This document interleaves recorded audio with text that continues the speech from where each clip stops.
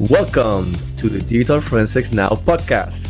Today is Thursday, May 15, 2025. My name is Alexis Briggs Brignoni, and I'm accompanied by the sleeping beauty that does more sleeping than anything else when need be because she works hard, the early riser to work, the queen of all things Apple logs, as you will see during the show, the one, the inimitable and only Heather Chapartia. The music is Higher Up by Shane Ivers and can be found at silvermansound.com. Yeah, where's my mouse? There we go. There we go. Sleepy. Yeah, I mean, you work hard, so you work hard. You get tired, and you have to sleep a lot. like at 4 o'clock in the afternoon. It's hard. A way to tell on me. Way to tell Well, on I mean, me. it's just. I mean, I do the same thing. Not as often as you, but just kidding. Just kidding. Hey, You hey. are though the queen of the logs, and we're gonna demonstrate that today, people. That she's the queen of the logs. So yeah. So what's going on? What's it happening since last week? Well, Last the other week we were in Florida. Well, you live in Florida, but I was in Florida for IASIS. And that's why I'm sleeping so much. I'm catching up. Yeah, that's true. There's a lot of work, keeping up with the class at night, no partying whatsoever, right? No, none of that. Just plain work the whole time. Maybe a day or two. Now, the first week was like really business, but then the second week it'll be more slow because you kind of got it down from get things kind of lined up from the first week. Yes. And then you can kind of relax a little bit in the afternoons. Yeah. It's good stuff. I have some pictures to show from IASIS. From week 1, we have our lovely instructor's picture with Chris Courier, myself, you, Bill Acock, and John Hyla, and of course Hannah, who did not cooperate for this picture and look at the camera. Look, she was giving you her best side to the picture. You have to understand that. That's her best side. Okay. She probably saw a treat or something. Fire hydrant. Squirrel. And then movie reference. Yeah, pretty much. I got it. I got that reference. Only from a commercial though. Oh, you got that reference like Captain America. Anyways, go ahead. I did. And then of course our wonderful students from week 1. Week 1 had some pretty smart students. Yeah. I to begin with. So if you go from the left, the one to the third person there, that hoodie that looks kind of white, but I think it's gray or something like that. It's the one and only Johan, which is like, dude, what am I gonna teach you? Like, are you kidding me? You should stand up and teach. But he did learn. He did learn something in class, so that's exciting. He did. Let me throw up. And then week 2, we had a little change of instructors. We have Princessa, and then the rest of us, obviously, that were already there. Hannah cooperated for this one. So yeah, she's just tired of coming. You take so many pictures on me. Leave me alone. All the wonderful instructors. Yeah. And then our week 2 students who were just as amazing as the week 1 students. See, look, since I organized this picture, everybody's like taking a knee at the front, and there were more. It's a better picture. I'm just saying. Yeah, your picture's definitely more organized than mine. It has a palm tree in the back as opposed to the doors on the left. So it's a beautiful door. Sure, if you're into that sort of thing. You're into doors. I mean, there's people that are into doors. Hey, look at that. And then our class mascot just chilling, waiting for somebody to come rub her belly. Oh, maybe I should do that too in class. Let's see somebody. There's nobody gonna rub your belly. No, they'll just kick me in the ribs. Get up. Well, that's awesome. Well, we both enjoyed that time in IASIS, just teaching and spending time with the students and other folks that are at the event.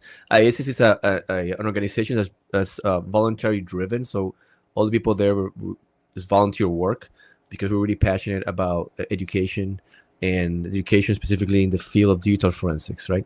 And it's a blessing, it's an honor to be part of the organization and be able to give that way. So looking forward to be there next year.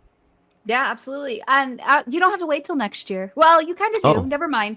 January of 2026. Not in Florida, but if anybody is looking to take some classes from IASIS, there's going to be a specialized event in Reno, Nevada.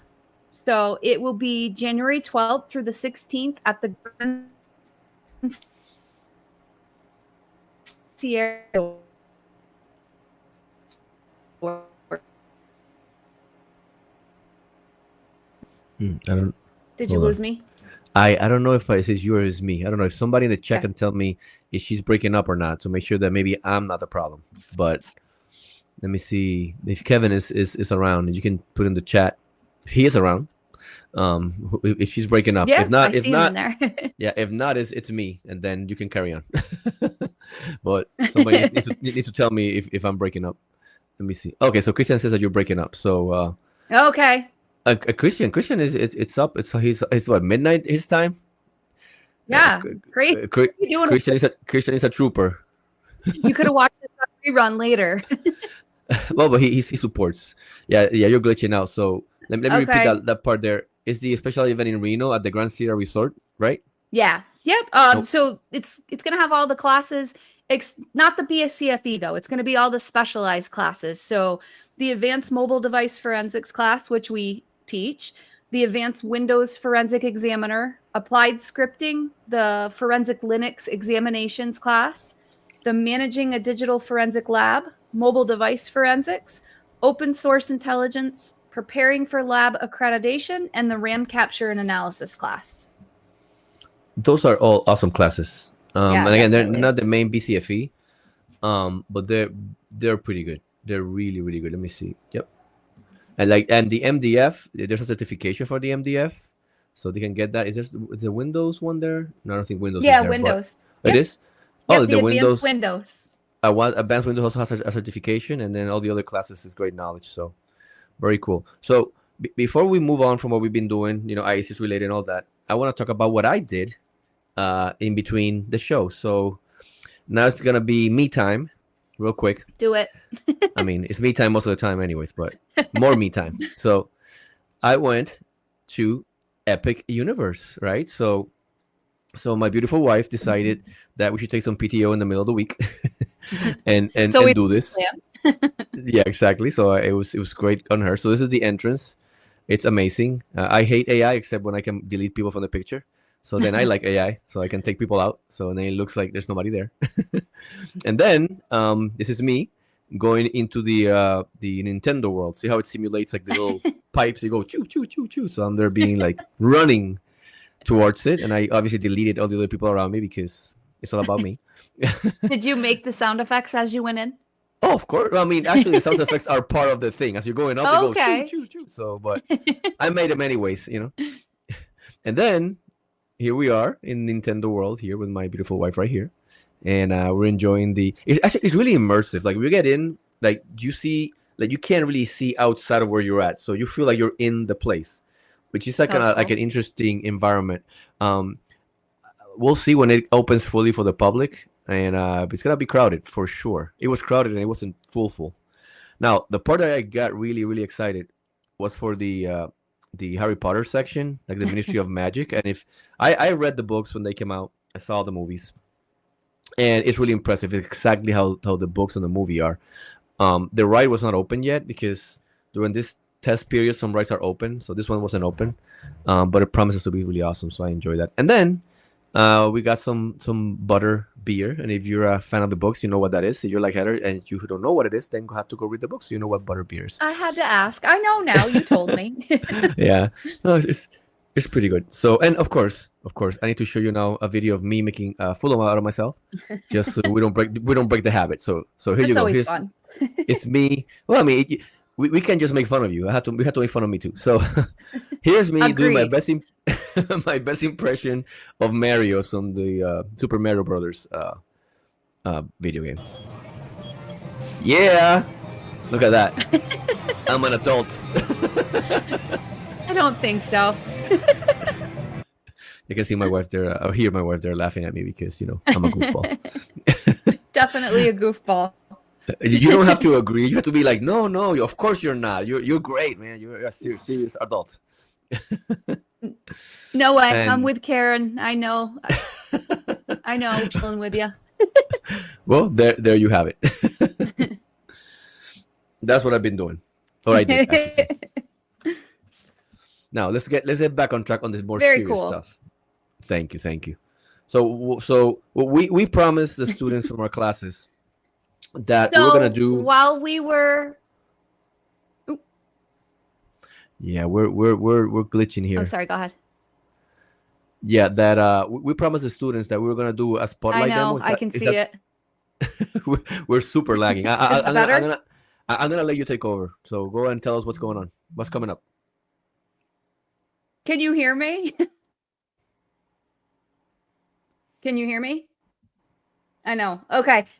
So during IASIS, we had an extra lesson in Spotlight, part of iOS and macOS that I didn't get to in class, and I promised the students that we would cover it on the next podcast. So we're going to cover for the artifact of the week, the Spotlight demo that I was going to do in class.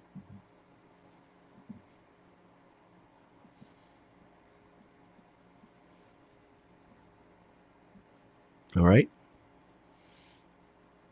Let me see here. And I am totally glitching out. Yeah, but just keep putting stuff up because I can hear you. So we'll see how it goes. Your internet today is killing us. Totally killing us. You can hear me? Okay. Yeah. Keep going.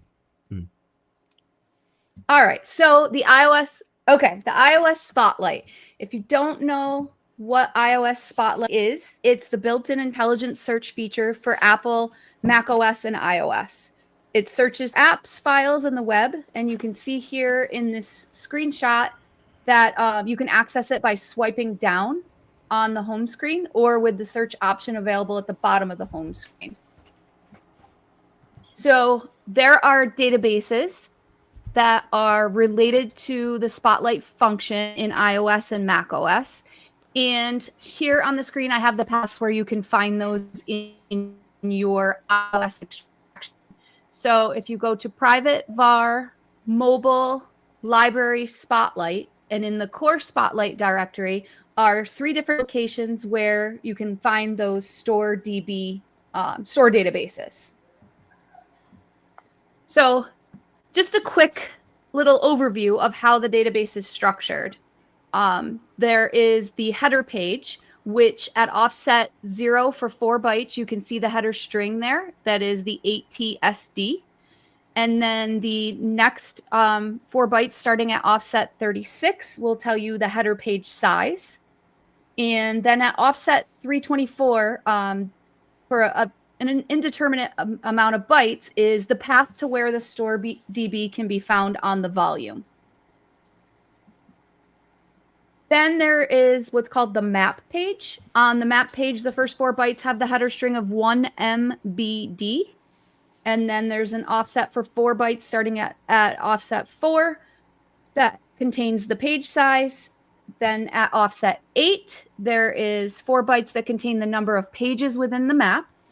And then at offset 32, for 16 bytes, start the map page entries. Then there's the data page, so where all of the good data stored in this store DB is contained. At 0 offset for 4 bytes is the header string, which you'll find is 2PD. Then you'll find the page size at offset 4, the allocated size at offset 8, and then starting at offset 20 is the data inside of the store DB. So what can we find inside of the store DB? All kinds of data. It's an index, so you're going to find things like file names, file paths, you'll find file types, all kinds of timestamps such as the created date, the modification date, last used date, date added. You'll find snippets of text from potentially text messages, emails, PDFs, and other artifacts that may have text content. You'll find titles. We'll find the file size, whether a file was written or not, recent access dates. We'll find heights, and we'll find what types of files are located. And you may also find for some files like the duration of the files. You can search keywords. You can find downloaded dates. And then my favorite part is there's a potential to recover deleted files. So if the Spotlight index hasn't been purged or re-indexed, you may be able to find things that have actually been deleted from the device. So on a previous episode of the podcast, I actually talked about Spotlight, and I talked about Yogesh's script that is specific for Spotlight, and it pulls the data out of the stored B into text files. At that time, I didn't know about his tool MacApt. So MacApt is a default tool to process Mac computer full disk images, but it also includes an iOS processing function. And specifically, it'll process the Spotlight. It uses a plugin for Spotlight. So I'm going to show that now. Let me just share my screen.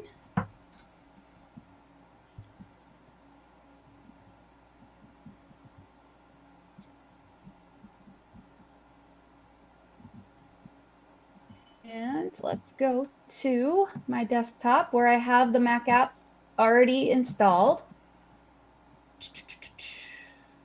in the software. There we go. So I'm going to open a command prompt from the Mac app folder. I'd already unzipped it and installed all of the dependencies. And then... Yeah, let's zoom in, or there we go. Bring that font up. It's a little bit small there. There we go. All right. So from the command prompt, once all of the dependencies are installed, you use Python. Before you continue, real quickly, Kevin is saying that Yogesh also has iOS APT. So there's something that we're gonna. I haven't done it. You haven't done it yet, right, Heather? No, it's part of this. So I'm part going. Of it? Okay. Yep. So I'm going to use the Mac app, but the artifact only, which relates to the iOS APT. And so they're together. That's what you're saying? I believe so, yeah. Okay, go ahead. And then I'm going to do the input. And I already put, so Yogesh has in his instructions, he has a spot where he put the Spotlight files in a folder called Spot.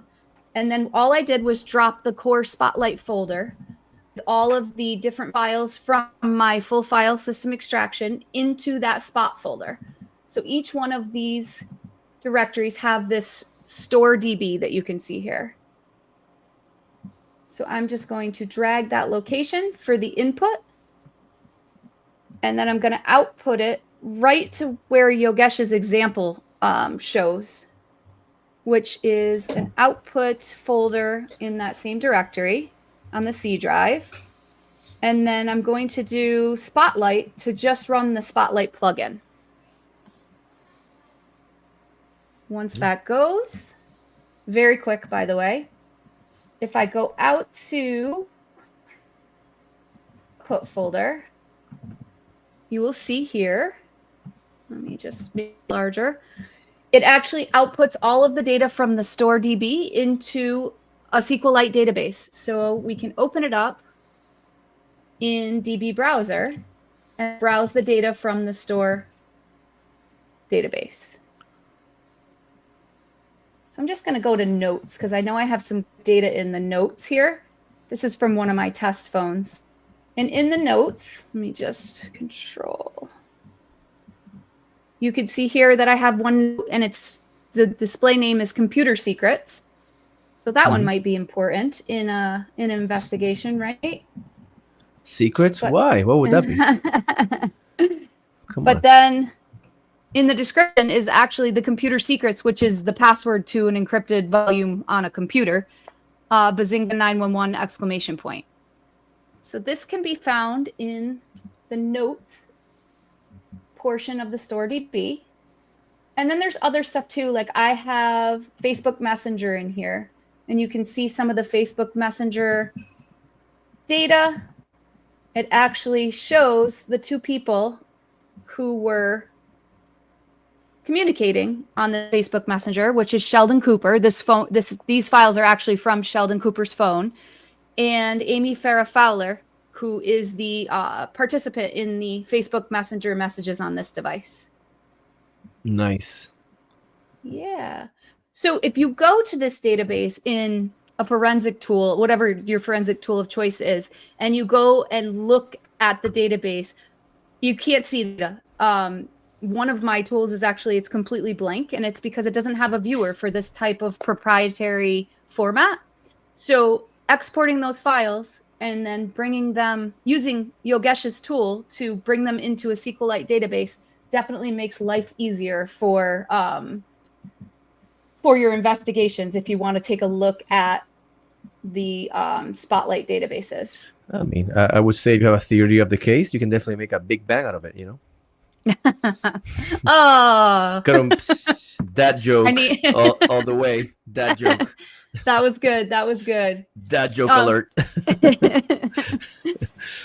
But what you see like on here, so it actually has information about podcasts. You can see that what podcasts Sheldon Cooper was watching, the FTK podcast and the Digital Forensics Now podcast. So a lot of data to be found inside of these store DBs, and not really great ways of searching through them unless you pull the data out into the SQLite format. Well, I mean, dealing with logs, it's a pain, especially logs that need some conversion, right? And a SQLite is pretty solid way. It's kind of funny because I think the thing we're going to talk about next is, in a second, it's kind of the same flow, right? Where you take data from a log, you put in a SQLite database to deal with it, right? And I think that leads to the next section, which is what's new with the leaps, right? Right. What's new with the leaps, and we're going to talk about the unified logs and potentially some upcoming support. Oh, absolutely. So, we've been talking a lot lately about unified logs, and look, if Damien says it, then I believe it. Yeah, I was just going to share that. Yeah, I'll put everything in SQLite. It's so easy to work with. It really is. Damien was also teaching at IACS, and we had some great conversations about how we can take some of his code for a SQLite recovery and hopefully integrate it into other community tools like the Leap. So I'm really happy with those conversations, and hopefully we can make that happen. Damien is a master at all things databases, SQLite and others. So yeah. So if he agrees, I'm good. We're good. So this is what we have, right? So we've been talking about lately about unified logs a lot. I think the community is not really aware of how useful it is. The data is contained. People like Lionel Notari, Christian, Peter, he's in the chat, so it's awesome to have him here. Tim Korvac. His name's Korvac, right? Am I pronouncing it right? Hold on, because I don't want to misspell his name. Here we go. Tim Corver. There we go. Tim Corver also is doing a lot of work on that. So there's folks looking at it now. We're also, Heather and myself, we're looking at it, and some of the other Leap developers. So why is it important, right? Well, first of all, a quick primer of what Apple Unified Logs. They're not new. They've been around for a long time, and the issue with them is that they keep track of so many things on the phone, and some of them are important to your case, and most are not. I think Heather can tell us, you ran your phone for 15 minutes, and how many log entries did you get? 1.5 million in 15 minutes. Exactly. And I mean, a great comment, right on point. What is Brett saying, Heather? They're called unified logs because they bring all your misery into one convenient place. It is miserable to look through those. The work that Lionel has done to go through those and actually figure out what some of those unified logs mean. I don't know how he sits there and stares at it for that long. I literally looked at 15 minutes worth and wanted to pull my hair out. I imagine his eyes bleeding, like trying to figure them out. But the sacrifice that Lionel is taking is worth it for everybody and for all of us, because the amount of data is so specific. And we're gonna give you some examples. Now, before I give the examples, I want to also add, although it is true that it brings our mystery into one place, it's also called unified because you find them in iOS devices, you find it in a MacBook, you find it in all these places that are Apple related. I Kevin had to is share saying, Kevin. yeah, Kevin is saying that is why I have no hair left.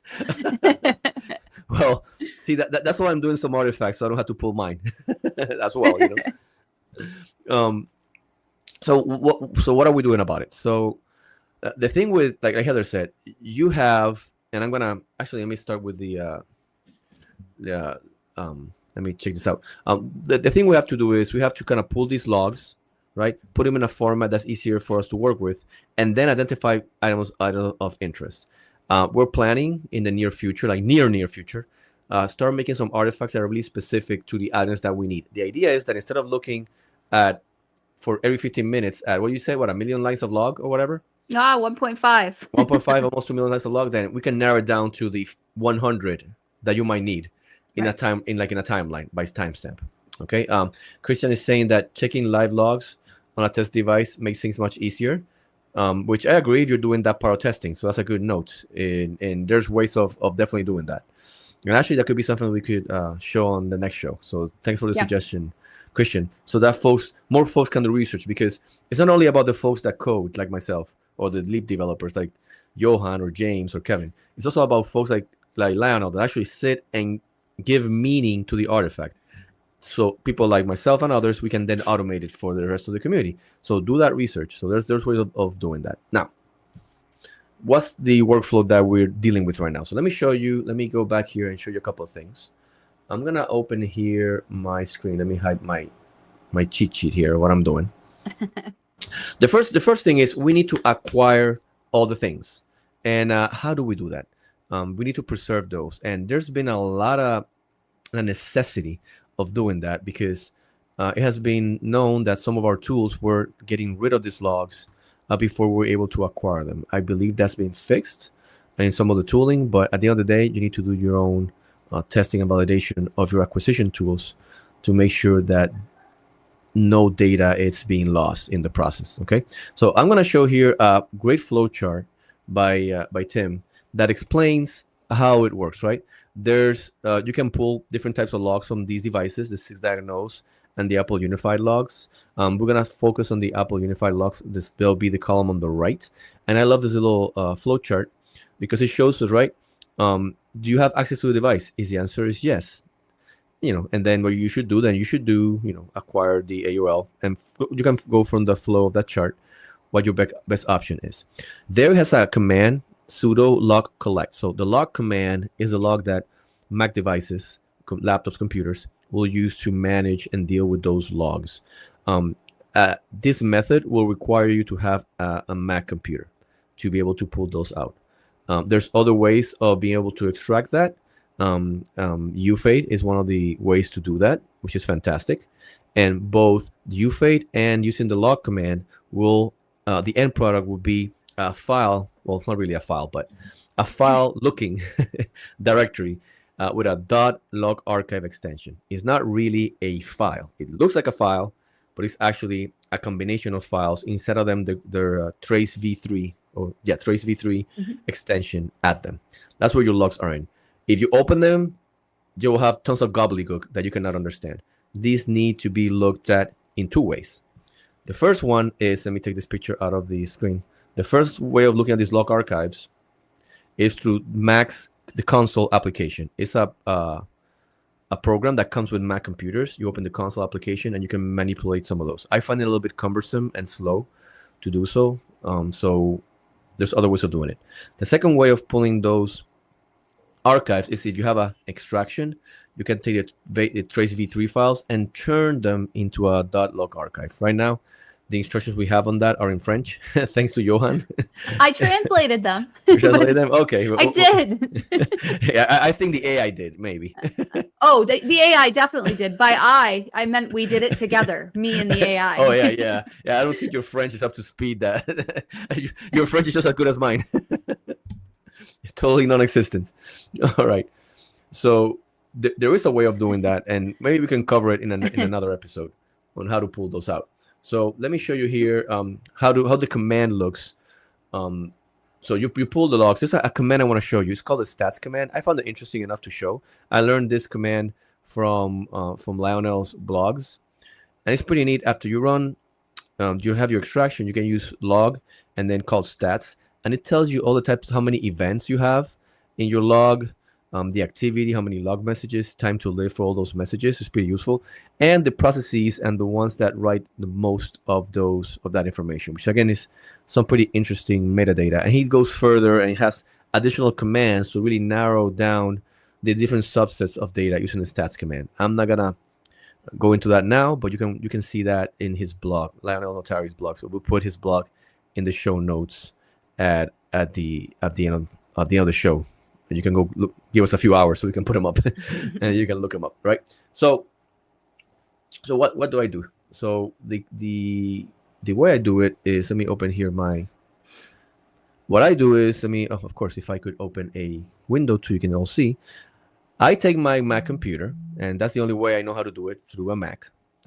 And again, it doesn't have to be a super powerful Mac. It could be the cheapest Mac you can find. And I take that log archive that I created from my device, from my phone, through using the log command in a Mac computer, or through using U-Fade from Christian. I take that log archive, and this is my process and the process that I think our tooling will use for the time being. The Ellipse will use for the time being. We're gonna go and turn that .log archive into a JSON.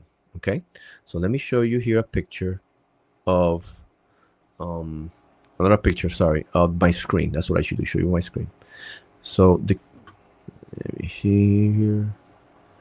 Actually, you know what? Yeah, I'll show you my screen because I want you to see the command. That'll be fine. I'll share this. This entire screen is fine. This is good. So let me open this up a little bit. So if the folks that are there are listening, I'll try to describe it as best as I can. How do I make this bigger here? View bigger. So this one I'm plus. Okay, I was hitting the wrong command. There we go. So much better. Yeah, wait, I know it's too big, but it'll be fine. So you'll see here on the screen here, log show. So log is the log command, the show parameter here. Style is gonna be JSON, and then the 00 blah blah blah blah all the way to .log archive. That's what the collection looks like at the end, right? So you go to connect the iPhone to the computer or to U-Fade. You pull the .log archive. That's gonna look. It's gonna be like a big alphanumeric string there with .log archive at the end. And then the command, I made a mistake here because I put it twice. Let me clear the screen a little bit because it looks horrendous for the folks that are watching, because I put the command twice. So let me just clear it out for a second. There we go. So let me look for the right one. There we go. Much better.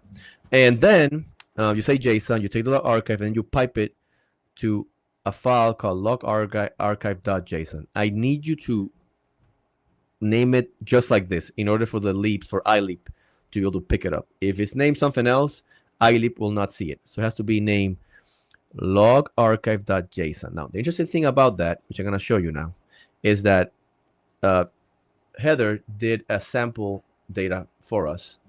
And if you can see here, let me show you how that looks. It's kind of small, so hopefully people can see it. But the log archive itself is 1.1 gigabytes. It's pretty compressed. You say, well, that's a lot. Well, if you turn it into a JSON, it's 24.39 gigabytes. Like 24 gigs, almost 24 and a half gigs of JSON, which is insane. But why do I use this? Because it allows me to manipulate it in different ways. I'm going to take that JSON file and put it inside a SQLite database so I can query the database. In the near future or nearest future, we're going to be able to use the new viewer for the leads called Lava to parse through them. And actually, I've already done it. Let me see if we have time for that. We'll see if we have some time. Maybe I can show you. The product is not ready yet. We need to add some things. One thing that we will need to add is a functionality for you to pick or tag the different log records. So, because you don't want all of them, right? You want some specific ones. So that way you can start tagging them and then end up with a final product with all the ones that you tagged. That's something that's coming into the future. But for the time being, what we're going to do is we're going to do that analysis using SQLite. So how do we do that? Well, since I have the screen here, I can show it here. So the first thing is, so we're going to go and we created our .log archive, and then after that, we turn it into a JSON with the command that I just showed on screen. Let me hide this from here because I don't want to see it. And then this is, you take the leap and you point it towards it. And this is the output. Actually, let me show you the actual command in the leap so you see. And by the way, I merged this already. So folks have access. This is my script. Folks have access to it already. People seeing behind the scenes here. There we go. So let me run this. All right. So what you do is you're going to run your leaps. You're going to browse the folder where your log archive.json is that you created. Browse folder for your output.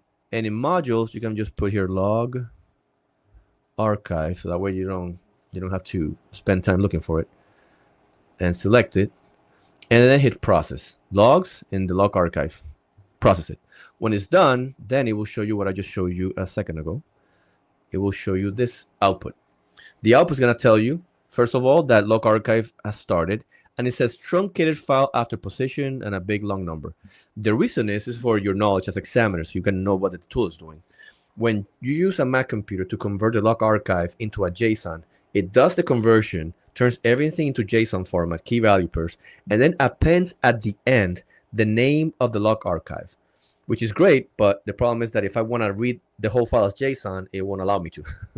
So what I do is before I manipulate the JSON, I truncate the name of the file that's at the end of the JSON. That's the only thing I do. So that's the solution for you able to then ingest the file as JSON. Okay, so that's why I put it there, so folks know what the actual tool is doing. And then after that, it found that I'm 20-something million amount of records, and then process them, and it's done. It takes around 6 minutes, which I don't think is unreasonable, in order to take almost 25 gigs of data and turn it into, I'll show you now. I want to say 2, but let me confirm. Into, where's the database? Here it is. Into, I'm sorry, 4.8, almost 5 gigs. So from 25 to 5. That's pretty good. Now, be aware that I made a selection of what fields from the log archive I'm pulling. And actually, I'm going to make some changes. We're going to add one more field that we think we need, maybe one or two more. We'll be doing that in the next couple of days. So make sure that we don't miss fields that are essential. This is important for everybody listening. This tool and any tool will do that for you. They will make a decision of what things to show. It's incumbent upon you as the examiner to make sure that whatever the tool is not showing you, make sure that you might not need it. So you have to always look at the source data and do some sanity checks to make sure that you're not missing anything. I saw you there kind of smiling. What's going on? Brett said, I think I'm in lava with that. Oh, I had to laugh. Well, I'm not the only one with the dad joke, so I feel I'm in great company with Brett here. All right, so after we run the tool, we'll get a directory like the ones here on screen. You get the iLeap directory as usual, and the data directory has the whole JSON there. And then this artifact is interesting. This artifact will not produce an HTML report. So if you run the tool, it'll look like nothing happened. That's something I'm going to change. I'm going to make an entry here on the left column. I'm not saying me, but the developers, not just me. Actually, I'll be honest with everybody. Right now, I'm the one doing the least code. And the reason is because, I'll be transparent, the project is larger now. It's more sophisticated. And it pains me to accept that people that are way more knowledgeable than me need to push it forward. So I'm more doing artifacts than doing sophisticated coding because it's out of my league right now. So thank you, Johan. Thank you, James, for pushing the ball forward where I cannot. But I can make artifacts at least. So the folks are going to add here on the corner here, like an indicator that, hey, there is some data that's only viewable through Lava or viewable with the SQLite database. Okay, so there'll be a note there. But if you're using this for the first time, it'll be done and it won't say anything that you have. It did nothing. Oh, it did something. What did it do? Well, you go back to your directory, to your report directory, and there'll be a lava underscore artifacts.db. All your JSON is now in there. And it's about, like I said, 5 gigs almost in this case. Let's open that with SQLite DB browser for SQLite. And before I do that, before we start querying it and seeing useful stuff, let me just show if I could, because I'm not sure if I can. Actually, No, I can't because I need to open the repository and jump through hoops to get lava to run. Well, I mean, maybe I can. Let me see. See if I can remember the command. npm was it? You know what? I'm gonna phone a friend. Hey Kevin, if you could put up in the chat what's the command to run lava from Visual Studio Code, put it there, and then so I can show the folks, because honestly, off the top of my head, I do not know it. I can't help you with that. I don't know it either. Yeah, no, I know. If Kevin is listening, can get it for me, that would be great. So while he's doing that, Okay. let's show you again what's in the artifacts database. So we open the database, and let's go to browse data, and within the tables, there's one called log archive, and we're gonna open that. As you'll see here, the timestamp. Kevin doesn't remember the command right now. If you have a computer, go to the lava repository. It's gonna be there if you don't mind. You know what? I think I have the lava repository saved in my thing. Oh, I have it. Never mind. No, never mind, Kevin. I have it. Actually, I have a pen because I'm a genius like that. Genius, as in the opposite of genius. Let me run lava real quick so people see how it looks. npm. So I got that part right. npm run.dev. Run.dev. All right, it's doing something. There we go. All right, so let me hide this. So let me show folks, before we do the SQL, I want to show how it looks in lava. So I'm gonna, so this is like a, not even alpha version. It's like a super early version of the software. So don't judge me too harshly. I'm gonna go to where my stuff is, right? Let's go to the desktop. And I point lava to the libs directory, and then I point it to the .json file it's gonna read from. And it will read that database. So you see logs here, the logs archives table, all the 20 million records in them, and we press it, and this Electron app is gonna query that database, and it's gonna load the different information that's in it. It's pretty neat because you can change even while that's loading. It takes a little bit of time. Mm-hmm. While that's loading, you can change it to light setting if you want your eyes to bleed. Or you can change it to dark, and it's pretty neat. It has option for formats for your timing and time zones. And I love that there's a time zone. Yeah, we try to please people that are not UTC value, like that don't give value to UTC like you. I wonder if me messing up with DB browser open at the same time is gonna give it a heartache. Let me close this up. There we go. So, and there you go. So you have the timestamps here, very nice, and then you can go and query the different columns. Let me see. For example, let's look at subsystem here. You can then select what subsystems you want. It's pretty neat. Again, we're still in really early phase, so we can't release this yet. And the idea is that you can then look through this interface, eventually add up a functionality to select different roles that you care about, do some queries, and the like. So we're gonna close it. That's not ready for release yet. But that doesn't mean that we're powerless. What can we do? Well, let's take this database, let's open it with DB browser for SQLite, and let's go to the log archive. So what we're gonna do is, first of all, you notice the timestamps here on epoch timestamps. Well, let's take the timestamp column, right click on it, and select edit display format. In our situation, I'm gonna use a drop down that shows up in the pop-up screen, and I'm gonna select Unix epoch to local time. The reason I'm doing that is because I know this data was generated in New York, which happens to be my local time as well down in Florida. So this should work.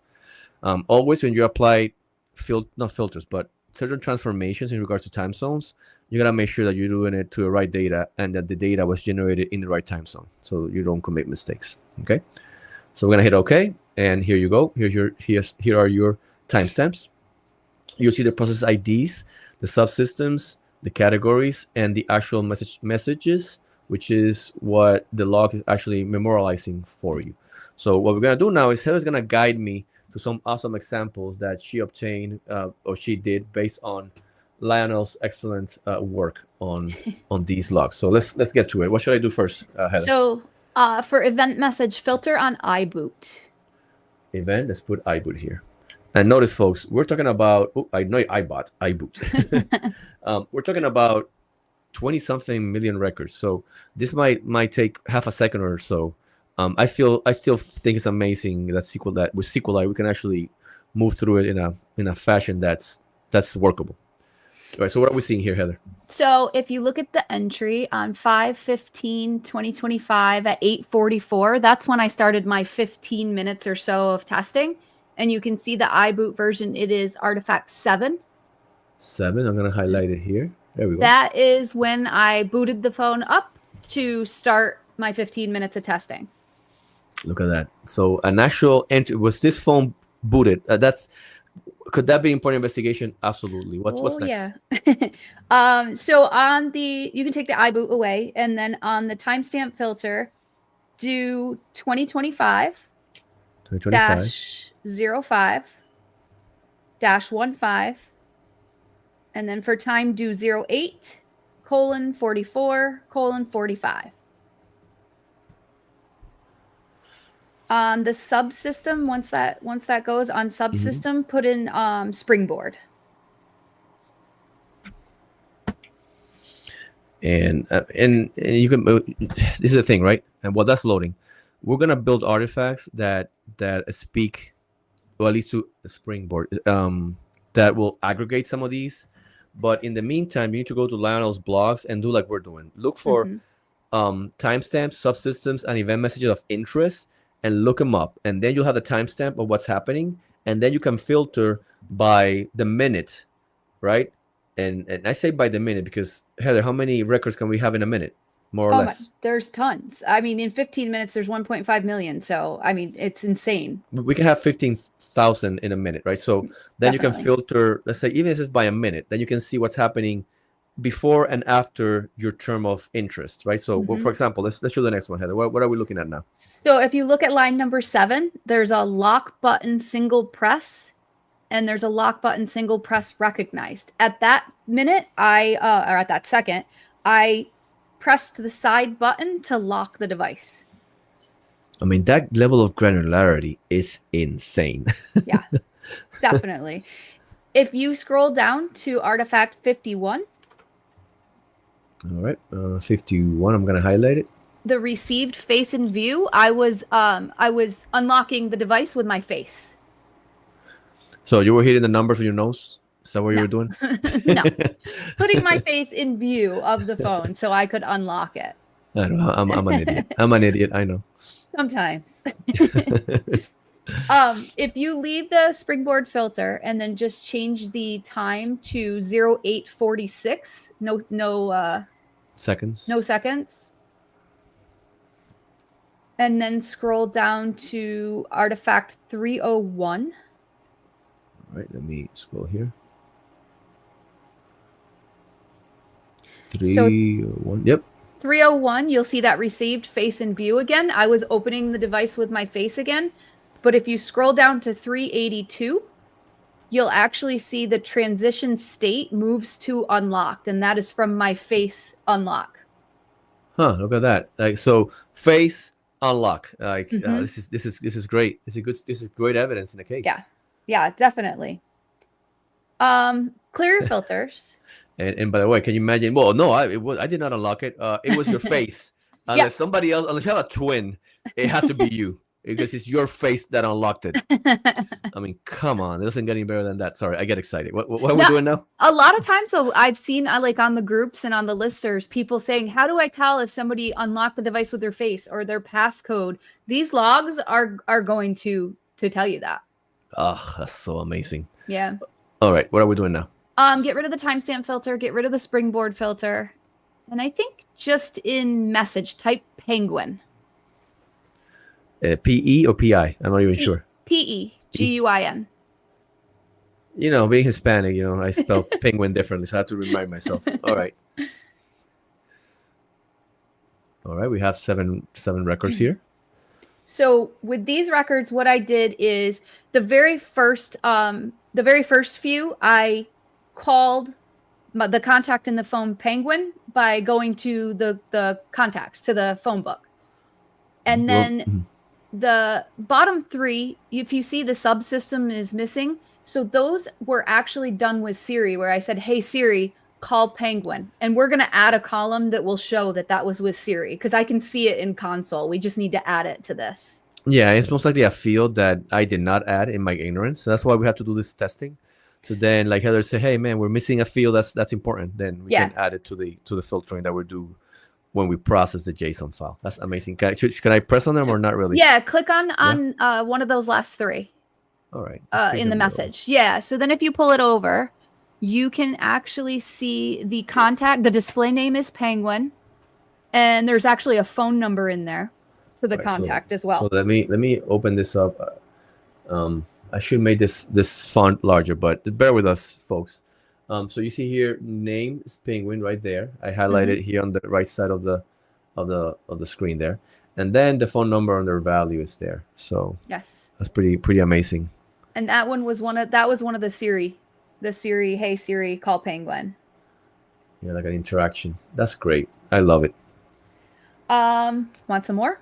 Yeah. I mean, why not? We got time. I mean, this is awesome. Get some more. Let me make this smaller so I can delete it. Mm-hmm. Get rid of the penguin. Put a filter on for the 08 or 515 or 2025-05-15, same day. 15. Yep. Uh-huh. And then for time, do 08:52. 08:52. Okay. And then under the message filter, just type airplane. Oh, I love where this is going. I love it. Let's give it a second here. It's going to load those 25,000 records that were produced in that minute. Yeah, that's insane. But again, I'd rather have more than less. Yeah. Now we need to figure out what all 25,000 mean. I'm going to let you handle that. I need help. Is anybody out there? I know Lionel and Christian are working on it, and Johan's working on it. Can we get some help? Oh, please. Let me know, and I'll code it. All right, there we go. So what do we have here? So the first few records, you can see airplane mode is off. And then at record 5 is actually when I navigated to the settings and enabled airplane mode on the device. So you can see it there, folks. Airplane mode is on. It's now 1 because it's on. Amazing. Right. If you just change the timestamp filter to 08:54. Yep. And leave that airplane right in there. We should see when I turned it off. See, Derek is saying that it's very cool, and I appreciate. Cool. And look, this it is, and this type of information is not only important on the digital forensic side, working intrusion cases or anything like that, like corporate cases, having this granularity, this level of detail. That's better. You remember Foghorn Leghorn in the cartoons? No. In the old Looney Tunes cartoons? Well, there's a rooster. Yes, I do. The rooster goes, and then he started with one word and he couldn't finish it, so he went with a different word. That's me. You fixed it, but you just told on yourself. You should have just went with it. It's okay. It's still true, right? So the amount of level that this detail that this has, right, is gonna be useful for any corporate investigations, corporate cases, all like accident dispute in regards to who's responsible for an accident, distracted drivers. I mean, we are really right now. This log, I believe, is really understated in the forensics world. Definitely, and it should take. We're working as community members to make sure that we give put the word out, but also this type of conversion to make it accessible to people. All right, sorry, got a little tangent there. No, you're good. So you can see at 8:54, I turned airplane mode off on the device. Yep. There we go. Boom. Off. Awesome. Yeah. So remove airplane from your filters. Yep. And change your time filter instead of 54, change it to 58. 58. Here we go. Okay. And there's a ton of stuff in here. Well, actually, we're going to put a filter on for Facebook in the messages. Messages. Look, this minute gave us 35,000 records. I think we can narrow it down if we put Facebook in. Yeah. I think that might be a good idea. Oh, it's down to 2,000. 2,000 records is way more manageable. That's definitely better. So at this minute, at 8:58, I opened up the Facebook application, messed around in there a little bit. You can see in some of these artifacts that there's data usage for the Facebook application, and there's a whole bunch of other things going on with the Facebook application here too. I mean, there's still 2,300 artifacts just related to me opening the Facebook app, and I literally just clicked on one thing. This is interesting because even if there's not a line that says Facebook app opened, Right. you know what I mean? If you look at what the behavior of the log is when you open an app and you see, for example, like you said, data usage, how much Wi-Fi data is coming in and out, paired to some specific DNS request, paired to I think you said there's a user one. Is it that sort of like a user entry? Which in one? the Facebook one? Oh, there's one. I'm not exactly sure what line it's on, but there's one that actually that has the word icon in it, and it's when I'm pushing on the icon to launch that app. Yeah, but the user stuff, I'm not sure if there's anything user. No, but even icon, right? If you have the icon, you have the data, you have you kind of look at all these things like, well, it's getting this section, it's getting this, getting that. That will tell you that it's consistent with somebody driving the thing. That it's not just definitely Facebook doing something behind the scenes without you doing it. There's artifacts in there too that show when the app is in the foreground or when it moves to the background. I mean, I didn't map those out to show it, but they're in there. So if you were to do some keyword searching related to Facebook and background and foreground, you'll find that too. There you go. And let me say, Matthew's saying that this feels like Knowledge C, but cooler and more granular. Knowledge C or SecBeast. And I mean, do you agree, Heather? Yeah. Oh, definitely. I think it's definitely cooler. Oh yeah, it has way more detail. Imagine having SecB stuff, right, and then having this on top of that. I say SecB because SecBs are now the structures that took over for Knowledge C. You put all these together, all these different data points in a good timeline. Oh my goodness! I mean, how the amount of visibility you get into user action, which is what we care. That's what we care about. We care about differentiating between user action and system action devoid of the user. It's just, again, it's really understated. Folks are not using it. Many folks are not even collecting these logs. I know. You have to collect these logs. I'm sorry, but that's what it is. And we're gonna kind of share the process of doing so out of a full file system extraction. If you didn't run the command, and then you can go through this process to turn it from a .log archive into JSON. Use iLeap to dump it into a SQLite database, and then you can go in and look for the keywords. And again, in the near future, I'm gonna do it myself. I'm gonna make sure I can build some artifacts. At least I want to build an artifact that puts all the ones that Lionel has been highlighting in one place, so you can see them chronologically, like open, face view, locked, unlocked, airplane mode, like all of those that we discussed all in one place. And then as we discover additional ones, we can add them to that known to be awesome entry logs, log entry. Sorry. So I still have to think how I'm gonna do it in the sense of what the output will be, because I bet they won't fit on an HTML report. No, that's not gonna happen. So I'm thinking maybe I need to turn into some JSON, and then I don't know. I have to think, and then maybe put in a SQLite database. I don't know. I have to think about it, but we're gonna discuss that. Some of the developers, I'm gonna float the idea to them, and see where we go from there. All right, we got to show one more. Yeah, absolutely. Go ahead. So if you change your time filter to 0900, take Facebook out. Yeah, you can. Yep. Okay, take Facebook out, and then change it to what again? 0900. 0900. Yep. And then you should be able to just type in face up.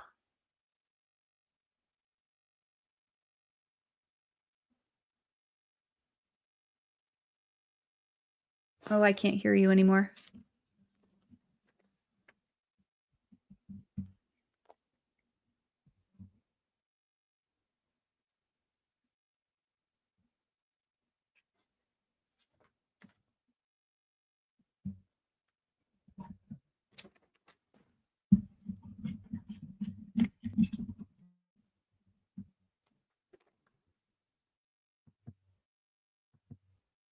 Oh, I totally cannot hear you. So can you hear me?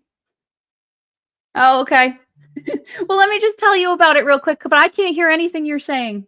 So You can find the orientation changes to. Oh, I hear you again. Okay, my dummy arm hit the mute button. Go ahead. Oh, okay. So that one wasn't me. Good, because mine's been a disaster this entire show. So, um, you can see the device orientation change to face up. So I had the phone face down on on my table, and I flipped it to face up. And prior to that, you can actually go look and find a face down entry as well. Well, and like you mentioned, you see here receive orientation, and it goes from face down Mm-hmm. to face up. Of course, Yeah. you said we can look for that specific entry going back in the log. Right. But even mentioned is here, so you had like a double confirmation there. What's going on? Yeah. That's awesome. Like again, it's like moving from this place to this other place. How awesome is this? Yeah. So it's all that stuff was going on in like 15 minutes too. And there are so many entries that are between the things that we were just showing everybody that I don't even know what they mean. So further investigation, we're going to have to try and figure out what some additional entries mean for sure. Oh, out of 20 million entries, I believe, just based on the statistics of how things are, that we're still just scratching the surface. As many 10, 15 artifacts, which are still amazing. I think you mentioned during last week, because this, by the way, this little conversion that I did with the leaps, I did it in the, not breaks, but as Heather was teaching something, then I had a break, then I would code some of it, right? Mm-hmm. And Heather was telling me, and correct me if I'm wrong, that there's some artifacts related to automotive things, right? Oh yeah, Lionel has them on his blog. So whether it's moving, whether it's vehicular like speed, I guess it's picking up. I'm not 100% sure, but he has a whole blog on like the moving states of the device. John Hyla, who was teaching with us in IASIS, was actually testing them during the breaks too, and he took the phone out and he ran with it, and it picked up. It picked up that the motion state changed to running. Oh, wow. Yeah, he was checking that out, definitely. He had it going. We flew home together. He had it going in the airport, showing me all this stuff. So it was cool. Look, I mean, we're about the same age, so me putting myself in his place, I bet he was really happy that the phone thought he was running. Yeah. because if I do it, I mean, he might think I'm walking. Listen, it's fine, because you're not going to find the running motion state transition on any of my devices. No way. But you weren't even trying. But I think even if I tried, it was still walking, briskly walking. It won't get to running state. which reminds me, I think Bill's trying to figure out how do I simulate, what was it, a crash with a phone? Oh yeah, he was. Yep. Yeah, and throwing it, I don't think that's gonna simulate a crash. Maybe if you get in the car, you get it to 80 miles per hour, and then you throw it at somebody with a catcher's mitt, maybe. Of course, I don't want to be the one receiving that phone at 80 miles per hour. Also, the phone might not survive, but who knows? This is a good comment from Christian. Often several entries show the same process from different perspectives, from the perspective of other apps, Springboard, etc. And I 100% can see that in the data that I collected today. I like for one airplane mode on, there's like a few different ways of saying it in the logs, and it's all the same event. I only did it once. It would be interesting, because again, I'm a neophyte on this, to see those different perspectives. Hey, if we can even aggregate them, right? So some sort of categorization of, again, if other apps are interacting with another app, how do we automate the identification of those? That would be pretty interesting. Yeah. Because again, the more we see a user action generating something on the device, the more we know about the user, which I think is the like Brett says, put the person behind the keyboard, or in this case behind the screen of the device. An actual human was using this and doing X, Y, and Z that is relevant to the case. Right. Exactly. So very cool stuff. And I didn't realize you already put it into the leaps and that I can go use this now. Yeah. Again, folks, and I had to make a post. We're also short on time, but I gotta make a post where it's explain the process, which is take your Mac, pull your log archives, or if you have them already, turn them into JSON. Make sure you rename it as log archive.json. Run it with iLeap and look at the database, and you should be able to do a whole bunch of stuff with those. You through the SQLite version of it.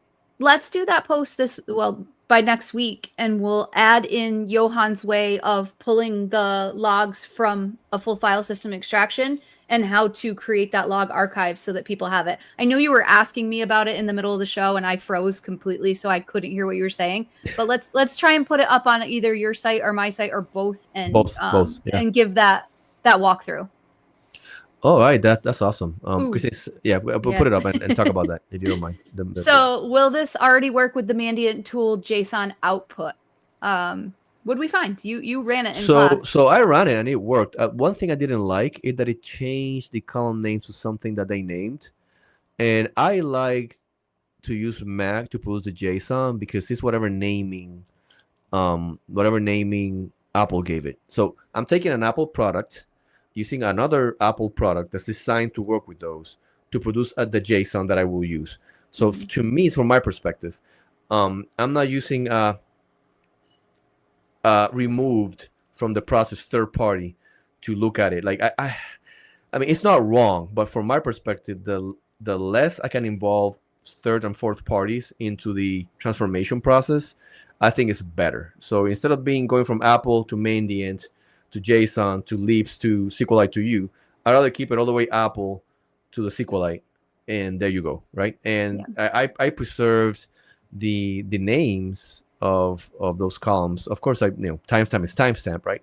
But subsystem is how Apple named it. Event is how event, whatever it is how Apple named it. To have that continuity. It's more of a preference. If somebody says, well, I use a Mandiant tool to convert it to JSON to manipulate it, is that incorrect? No, it's not incorrect. Again, you're an examiner, you're an expert, you verified the data, you validated the process, you put in your notes what each field means, and you provide your report. I don't see why it wouldn't be accepted.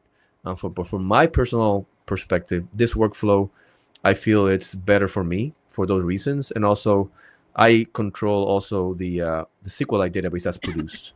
Because I made it, and the source code is open source.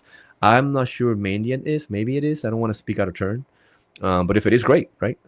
People can look at it, and if they need to make changes to make it better, they can submit a pull request to us, and we go from there.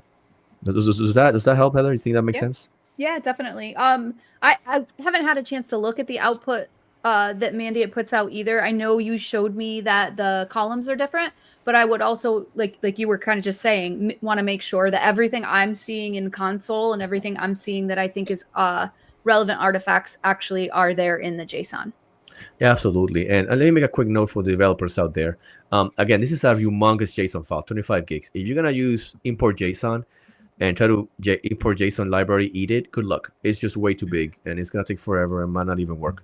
So for developers out there, what I did that seems, and it does work as I just demonstrated, it's an import that I did, a library, which I'm going to have to add also to the Leaps, to the requirements.txt. It's called, if I'm not mistaken, iJSON. I want to show it here, obviously. So I have to do my ABCs to know where L is. All right, there we go. I got the code there. Let me show the folks quickly before we leave. It's kind of funny. We're like, we have no news, no new stuff to talk about in the show. So we're like, let's make it like a tech show. And now it's like, we need more time. Yeah, I didn't think it would go the whole time. Yeah, me neither. But I love all this stuff. I mean, we both do. I need to hit stop screen and then present on the screen, share screen, right? Allow it, and I want to share the screen. Okay, so here we go. Perfect. So here's how the artifact looks. Like I mentioned previously, make sure that the output is called logarchive.json, so the iLeap plugin or artifact can pick it up. All right. Notice, folks, here the output type is going to be a Lava output, which means it's going to be the database, the SQLite database. You can put HTML here in the list, but the problem is that good luck opening a 24 gig or 2 gig HTML. Not happening. Just not happening. But again, we're gonna work on how to talk to developers in the Discord today. I'm gonna put a message out. Smarter people than me, how can we do this? That being said, let's go down here. I want to show you. I import iJSON. You see here. So iJSON takes and reads. In this case, it's a big dictionary that has lists in it. It reads each list individually, so it doesn't need to load the whole JSON in memory to deal with it. It works with it as it's loading. So loads work with it, which I really like a lot. And you can see here, there's some code that I made here to truncate the last part that's not JSON, so it doesn't choke.